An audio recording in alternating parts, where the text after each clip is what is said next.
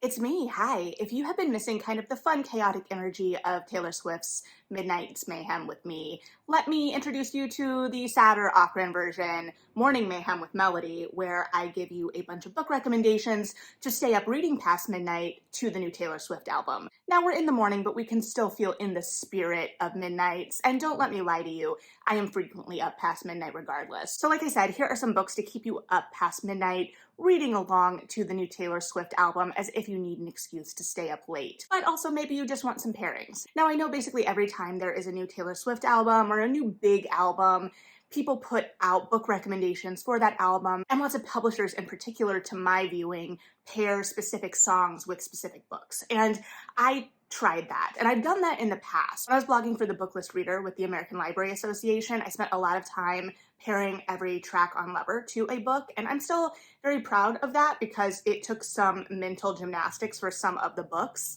And originally, I really wanted to do that with this album, I'm not gonna lie. But I haven't found perfect fits for every book, and I'd rather just kind of pair up the moods of the album with books. And sure, some fit specific songs more than others, and I might mention that, but I don't have a book for every song. So it's gonna be just more the general feel and mood of the album to my listening and interpretation, as everything is always subjective, but hopefully it'll give you some differing options, and I would love to hear what books this album made you think of as well, because I think it elicits a lot of emotions. And I know there's a lot of discourse around different aspects of this album, the rollout, the music video, all of that, and know that I'm listening to that, but here I'm really just focusing on the album itself and the kind of feel of everything. And I saw one creator, and I can't remember who for the life of me because I was just kind of casually scrolling past things. So if you know who, please leave that below.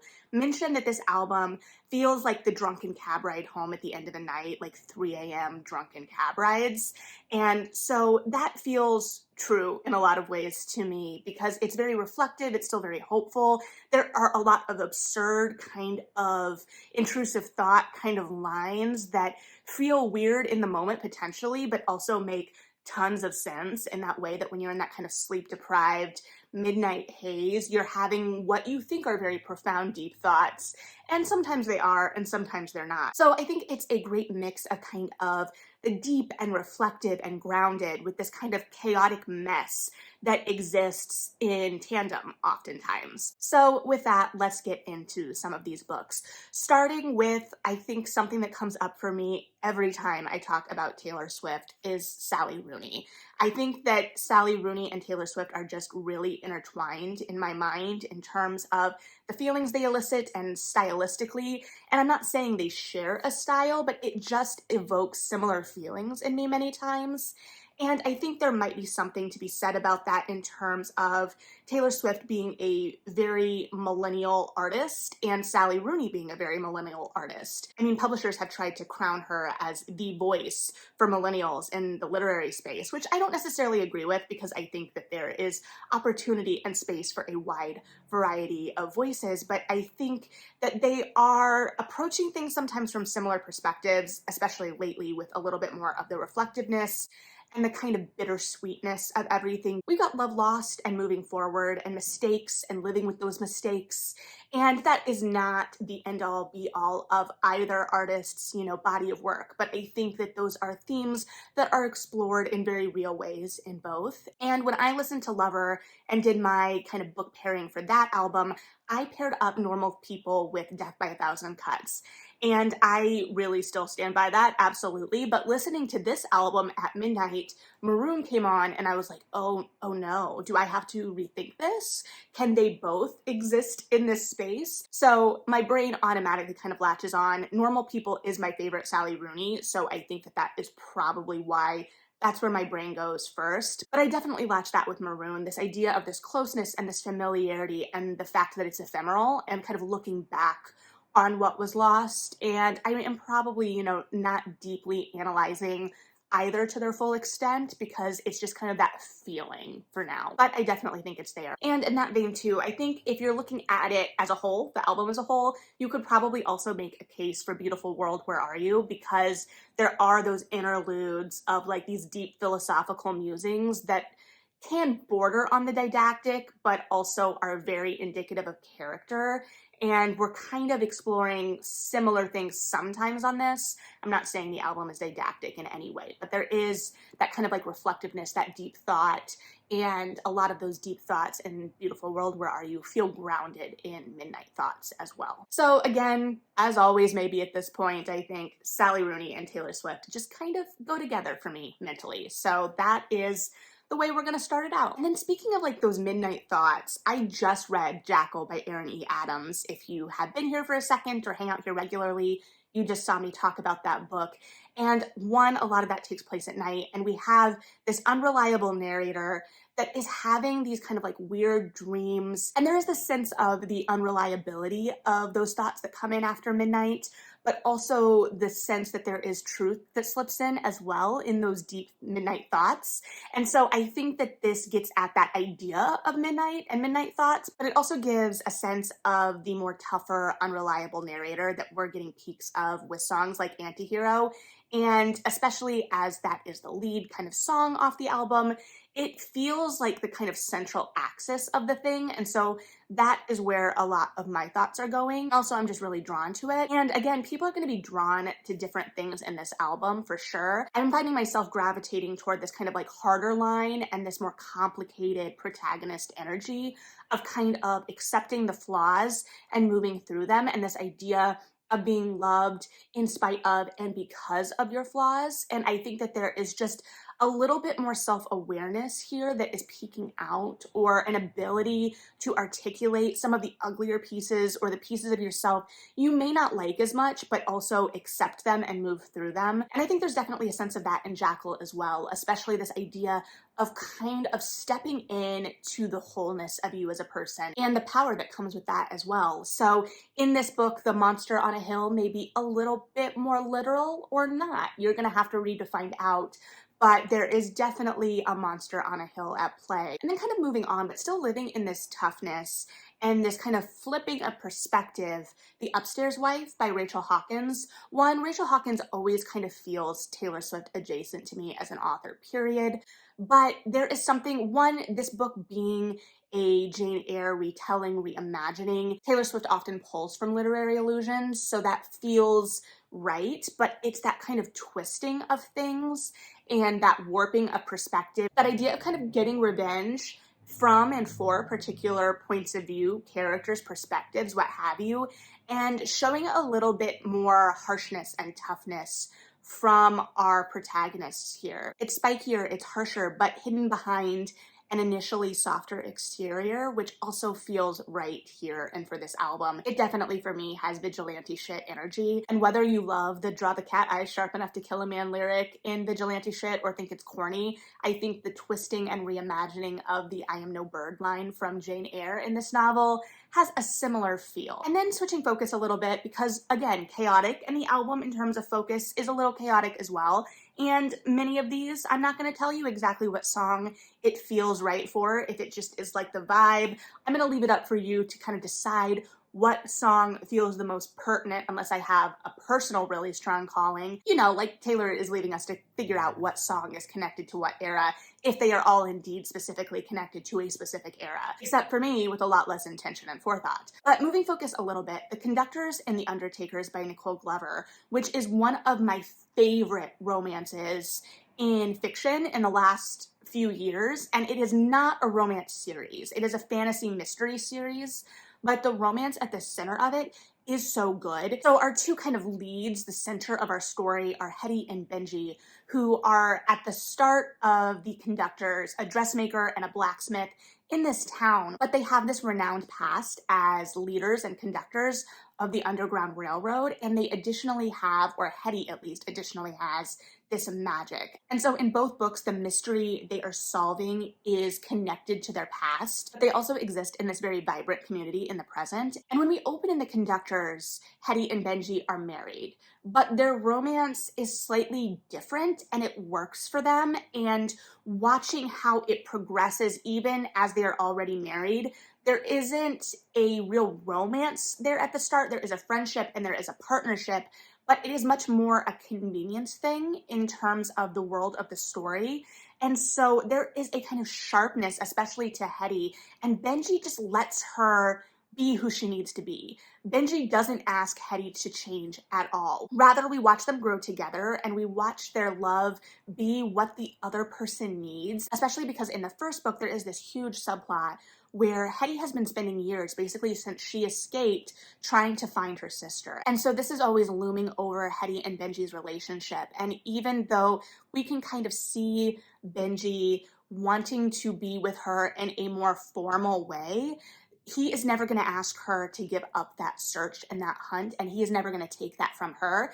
And they kind of just fold into whatever that relationship needs to be for the both of them at the time. And there is a beautiful, beautiful moment. It's just a small moment.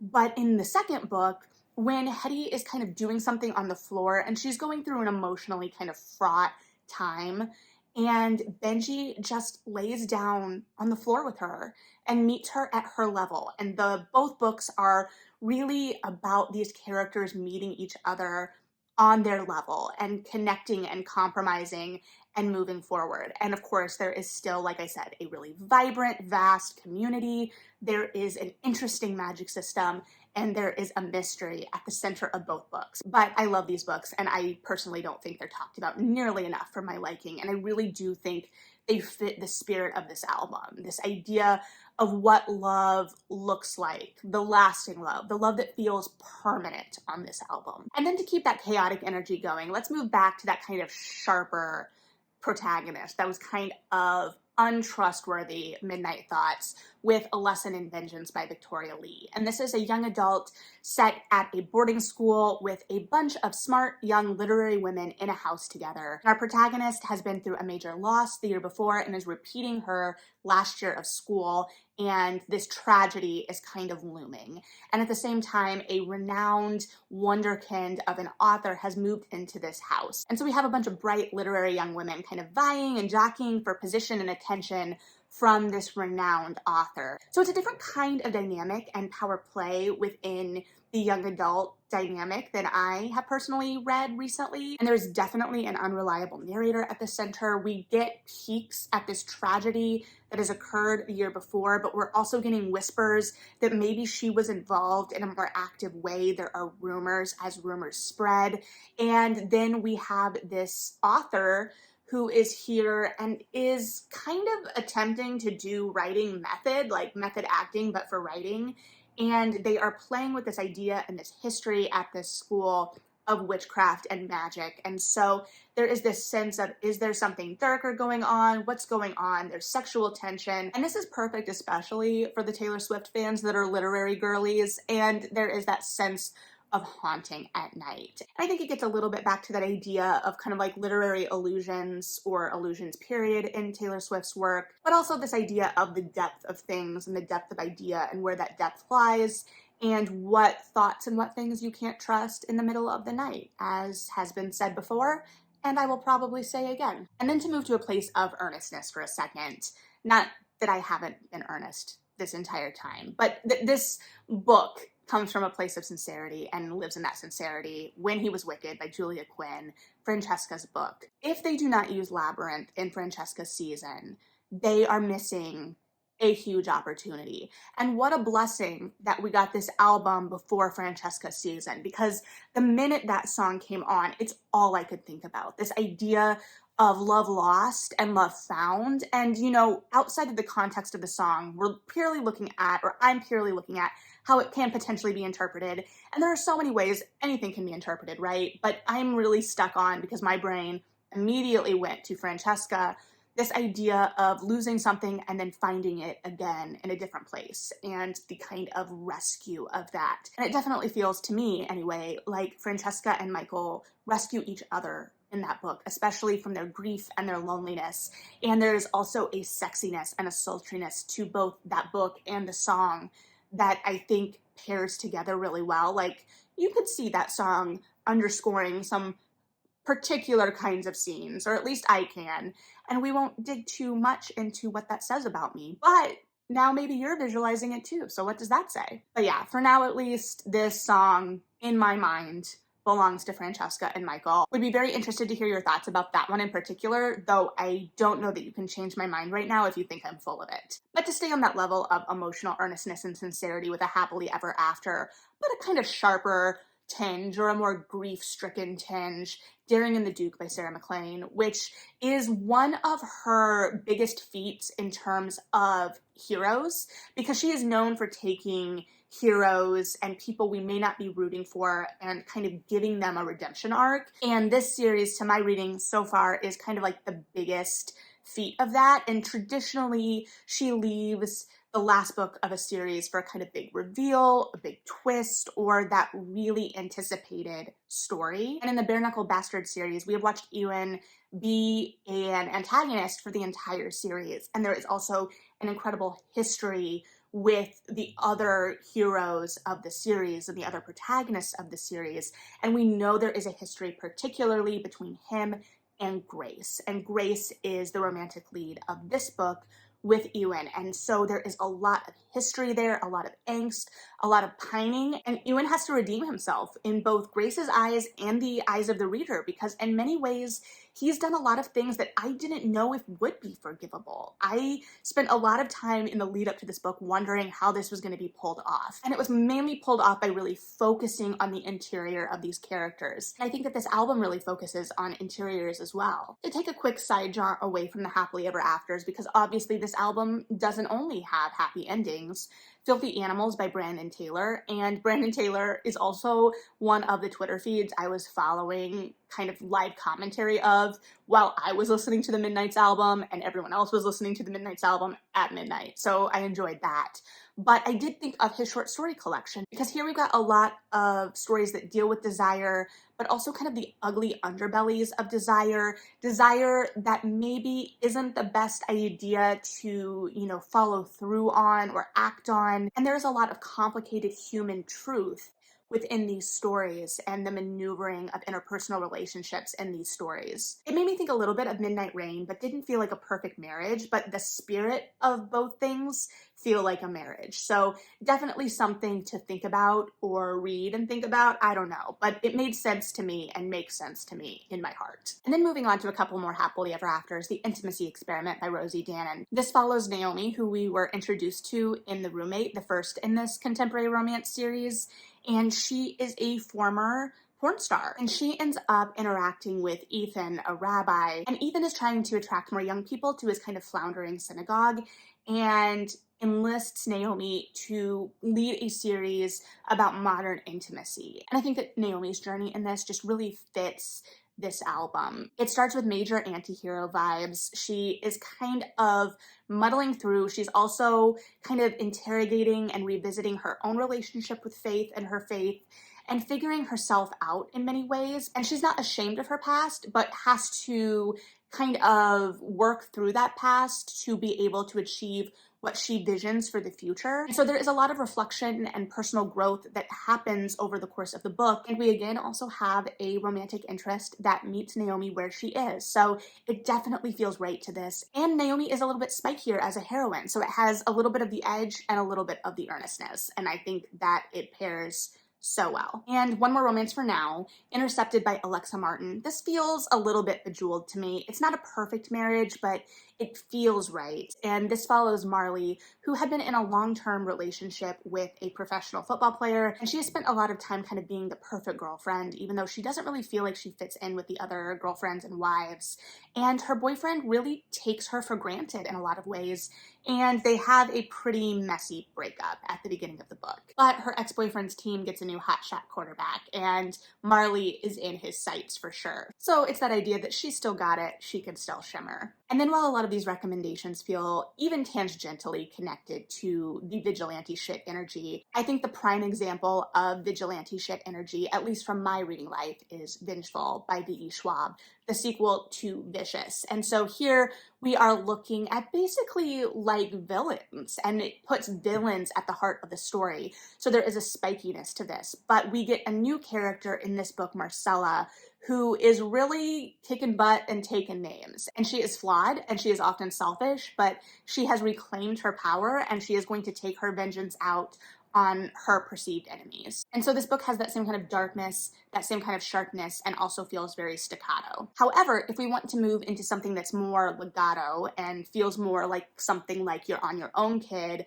Yerba Buena by Nina LaCour, I think fits, because here we have two protagonists that are going through life largely alone. They're forging their own path. They are making choices that aren't always the best and may haunt them in the middle of the night, but they are moving forward and moving through, and their lives and their narratives eventually bring them together. And while it doesn't necessarily feel like that loneliness goes away, that loneliness definitely meets its match. Then if you want to take just a complete left turn into a weird, violent, charged midnight fever dream of a novel, The Library at Mount Char by Scott Hawkins. This book is kind of impossible to describe, but it's a darker, twisted found family narrative and a very dysfunctional found family. This is very literary rooted, I would argue too, even if never directly really referencing anything in particular. But we're looking at the idea of a library and hoarding knowledge and what that means, and also being on the outskirts. And like I said, this is just kind of weird and twisted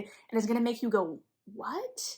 And so for any of those moments that you had that were just kind of what moments on the album, I think this is for you. And in a still twisted but slightly less batshit way, this is How You Lose the Time War. And to say slightly less batshit, that tells you exactly how weird The Library at Mount Char is, because this is a kind of romance novel, but it is following two protagonists who are on opposite sides of this time war, and they are agents for their respective sides, who obviously start out as enemies because they are on opposite sides, but we watch them kind of taunting each other through messages, and it's this kind of meeting of the minds where the taunts become more them looking forward to squaring up against the other. They are anticipating meeting each other, and there's this sense that they are each other's match in terms of machinations and planning. They are definitely masterminds because there are long plays to these things and the way they're leaving each other messages. But as they get closer and this enemy's relationship starts to warp as they kind of appreciate the genius of the other and they are drawn closer, that puts them in danger too, because now they care about this other person on the other side of this war. And so this is experimental and weird and odd and does have that tinge of a midnight fever dream, but also has sprinklings of this romantic subplot in a weird kind of twisted way if you want something that's a little bit more unconventional. And then to go back in my own reading life a little bit, though I have seen this series making a comeback on TikTok for, I think, obvious reasons, the Fever series by Karen Marie Moning. Short caveat in that I haven't read the last two books in the series because the third to last book had a twist in it that really frustrated me and I wasn't sure how we were going to continue. But the original five, the original series, I think really has this charged sense to it. It's dangerous. It's that kind of leather pants paranormal from the mid-2000s that I really associate that time with in terms of paranormal romance, and I associate paranormal romance with that time, whatever we want to do with that. But it follows Mac, who is traditionally seen as this sunny kind of Georgia peach, and she goes overseas after her sister is murdered to try to get answers. And this puts her in the path of barons and the fae. And this is a dark, sexy, twisted series that follows a protagonist, and we watch her kind of embrace this darkness in many ways. We watch her get sharper, as in some ways we've watched Taylor get sharper. Also, if you're looking for a more traditional romance version of this, the Highlander series, I think, would still work for this. And these are time travel romances, also by Karen Marie Moning, and are kind of the lead up to the Fever series and what I personally started with. And they have, especially like I said, the later books have this kind of darkness to them. They have the beginnings of a lot of the aesthetics we get in the Fever series, but they also have these moments of absurdity, and I guess the Fever series really does too. But there's one particular scene, and I can't remember which book it is in the Highlander series, and I did have to go back and confirm it was in a Karen Marie Moning book and not in a Lynn Kurland book. But there is a Puck character, basically, that exists in this series and is mischievous. It's a Puck for sure. You know what? I'm not going to ruin that for you. I'm not going to ruin the joy of discovery of that scene for you. So enjoy if you decide to venture down that path. But I think either path makes sense, but I think the Fever series, for me personally, makes the most sense. And you don't have to have read the Highlander series to fully appreciate the Fever series by any means, though we do get some cameos from some of those characters. And we're nearing the end here. We've got 2 more books. Like I said, this was going to be chaotic, and I delivered. I think this feels chaotic. But speaking of that chaos, Homesick for Another World by Ottessa Moshfegh. I know that I have a very complicated relationship with Moshfegh's work. I really didn't like her book that came out this year, Buena, as I've said, but I think that I respond to her work best in short fiction because she really is going for that shock value, that sharpness, that dark tinge. She's exploring the ugly underbellies of her characters. I believe, if I remember correctly, this collection does have a sense of the odd, but that could also just be in the way the characters are interacting with their world. If we think of Midnights as an album, as the drunken cab ride home, I have in the past described Moshfegh's work as that kind of drunken selfie at the end of the night. It's melted makeup, baggy eyes, twisted grins. It is a reflection of you, but not the reality of you in total. And I think Moshfegh really focuses on the twisted and the dark. And I think that there is something to be said about facing those realities and those perspectives of ourselves that we're often not willing to stare down. We're willing to stare into the sun instead of our own reflection, right? But it is also not the complete sum of us. And I think there's a little bit of this on the album as well, right? We are being specific in every moment, and so we're not going to kind of encapsulate the whole swath on every track, for sure.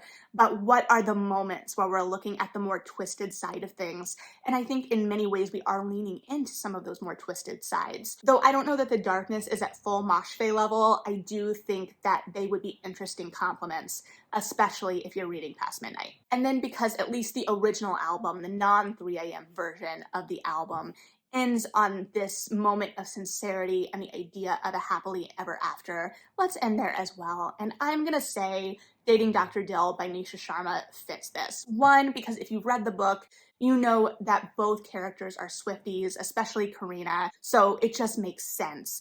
But also because this is a kind of reimagining, a modern reimagining of The Taming of the Shrew, and so Karina is a sharper, savvier heroine. She is outspoken, she is not afraid of what she wants and articulating that, and I think that certain parts on the album are really kind of playing with that idea as well. And on top of all of that, and on a much less serious note, sweater vests are very important to Dating Dr. Dill, and this feels like the era where Taylor Swift is most likely to wear a sweater vest, and we have seen her in some sweater vests. So I just feel like it's a perfect fit there. So yeah, those are my, as I said, chaotic kind of thoughts and pairings and books that just feel right to the album and the spirit of the album to me. If you agree or disagree, feel free to let me know. Let me know about books that you think fit specific songs or could fit the feel of the album, if not a specific song, or even just your favorite song on the album. I don't know. But thanks for hanging out with me and listening to my ramblings and thoughts, even if those thoughts were even more scattered than I initially planned somehow. But like I said, thanks for hanging out. Like and subscribe if you feel like it. Leave me your thoughts. Read something good, most importantly. And yeah,